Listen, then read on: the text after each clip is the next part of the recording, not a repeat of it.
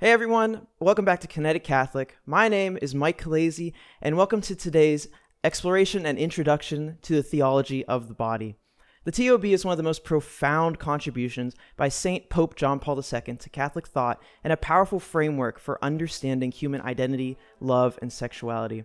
Over 5 years from 1979 to 1984, JP2 presented this teaching through a series of 129 Wednesday audiences, offering the world a rich new way of seeing the human body and our purpose. So what is the theology of the body, and why does it matter today? Let's dive in. At its core, theology of the body asks, who are we as human beings, and what is the purpose of our bodies? JP2 begins with the story of creation in Genesis. Here, he finds that human dignity is rooted in our being, made in the image and likeness of God. He writes, "The body, in fact, and it alone, is capable of making visible what is invisible, the spiritual and the divine." Our bodies are not accidental or meaningless. They are meaningful and even sacred. They reveal the invisible mystery of God and allow us to express love in a way that's personal and self-giving. This is foundational to the theology of the body. The idea that our bodies have a divine purpose.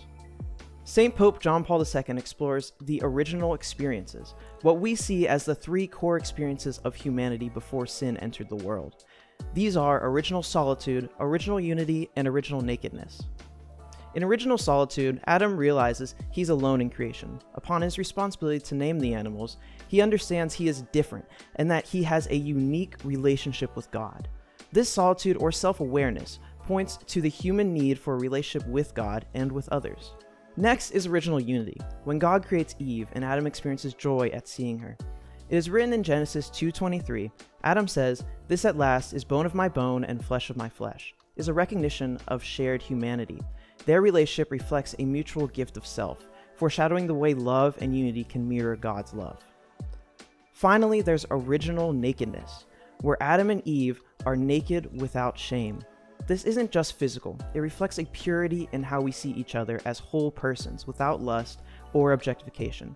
Their total love is free, total, faithful, and fruitful, qualities that JP2 would later describe as essential to authentic love.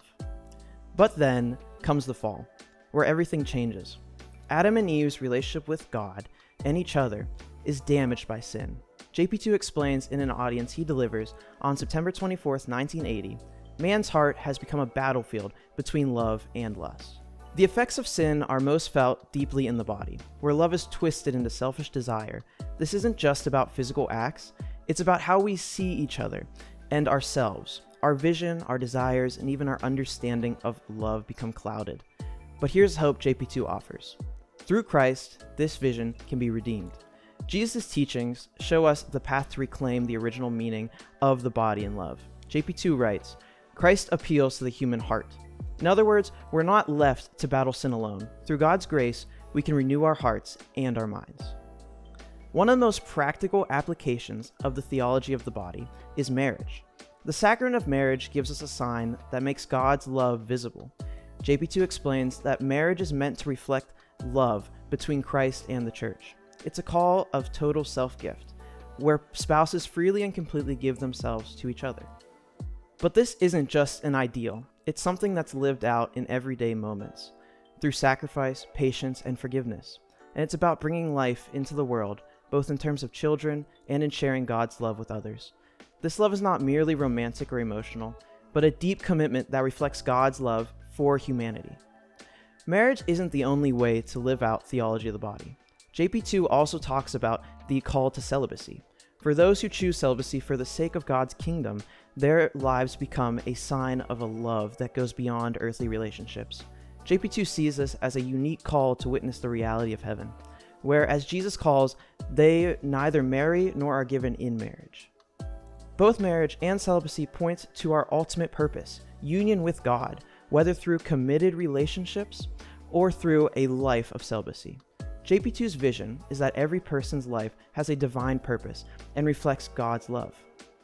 In Theology of the Body, JP2 repeatedly emphasizes the call to love as a self-gift. He says man cannot fully find himself except through a sincere gift of himself. This means that we only discover who we are when we live for others, when we freely and sincerely give ourselves, whether in marriage, friendships, or a relationship with God. This idea challenges today's culture, which often promotes self-fulfillment over self-giving. JP2 reminds us that the true love is found in sacrifice and generosity, not in using others for our own gain. His vision invites us to see every person as a gift, created with dignity and purpose. So, to summarize, JP2's theology of the body is about reclaiming the meaning of our bodies, our relationships, and our purpose. It's a call to recognize the divine purpose behind human love and sexuality, to live out love in a way that's free, faithful, and self-giving. Whether you're singled, married, or discerning, theology of the body challenges us to see the human body and love through God's eyes, offering a vision of hope and redemption. As John Paul II says, the body and it alone is capable of making visible what is invisible, the spiritual and divine. When we live with this vision, we not only find our own purpose, but help reveal God's love to the world. Thank you for watching, and may John Paul II's words inspire you on your journey to understand love, purpose, and the beauty of the human person. Make sure you like and subscribe and comment. God bless.